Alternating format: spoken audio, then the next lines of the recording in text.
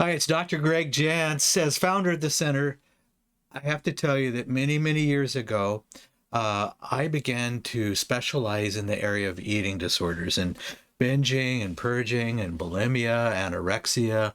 And my very first book in 1992 was on eating disorders. That book has been updated several times and still available. Hope, Help, and Healing for Eating Disorders. But I wanted to speak here briefly about this issue of binging and purging. It's one of those things you tell yourself, I'm going to stop. I'm not going to do it.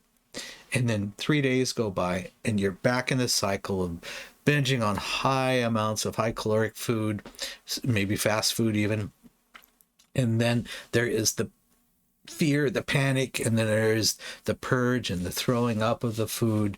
And it's a vicious, frightening, scary cycle that you've told yourself 100 sometimes that I'm not going to do this anymore. And it happens over and over and over. And there's a time when this happens that it feels really out of control. And the out of control is really fear, and you can't believe what you're doing. And you see yourself throwing up food, you feel that panic. I just want to acknowledge it's really, really a sense of feeling absolutely out of control. And that out of control behavior is significant. It's panic. The other is we need to look at what's underneath this.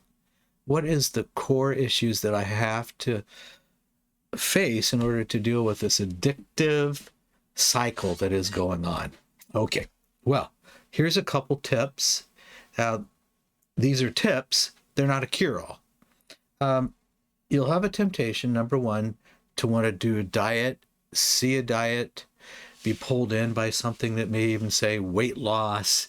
But what will happen is these diets perpetuate the compulsion over and over and over, and it will lead to more binge episodes and more out of control behavior, more of a sense of failure. So stop and go, okay,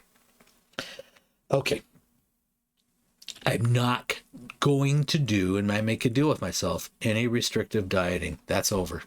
Number two, there's something called mindful eating, and that's a level of awareness. There's going to be more information in the blog here below, but which please gather and read as much as you can. Get the book. This is a time of gathering information, but mindful eating really helps us diffuse emotional triggers. It's something you have to practice. It doesn't always go under the term mindful. Mindful can mean so many different things, but it's a level of awareness where I know my triggers, and I train myself not to immediately move into the compulsion of the behavior. Oftentimes, if I can delay it by 15 minutes to binge, there's an intensity that passes and I'm able to manage it. All right, number three, healthy distractions. Always change your physical environment. If you're inside, go outside. Grab that bottle of water. Put something in your mouth besides food, water, not alcohol, not coffee, but do that bottle of water. And again, delay it. Go, I'll wait 15 minutes. Give that a try. Number four, which is difficult, and you'll get to a point where you can do it, but planning meals ahead, having a plan for the day, writing it out, and following a plan is also a part of breaking a fairly intense habit of binging. It's only one small part of it. And what we eat does matter. There could be trigger foods. It could be a candy bar. It could be spaghetti. But there are certain trigger foods that can activate that extreme desire that feels like I can't stop it. And that's the binging and then the purging. Let me just add this one. Self-compassion. Self-compassion is giving yourself appropriate grace. Which says, I'm going to grow, I'm going to walk through this, I'm going to be courageous, and I probably will going to make some mistakes, but I'm going forward. And understanding that really healing and recovery is going to be a bit of a journey, but I'm going to do it. And some will feel like, man, I'm going to do this. I'm going to get spiritual help. I'm going to get emotional help. I'm going to get physical help, nutritional help. So it's that whole person plan. All right.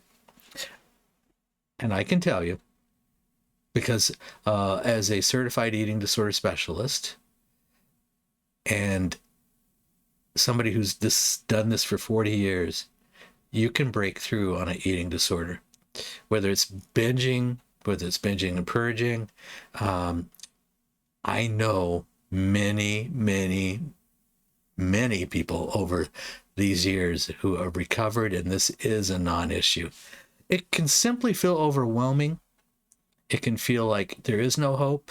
And this whole pattern of compulsive behavior and being obsessed with this, it can feel like you're failing.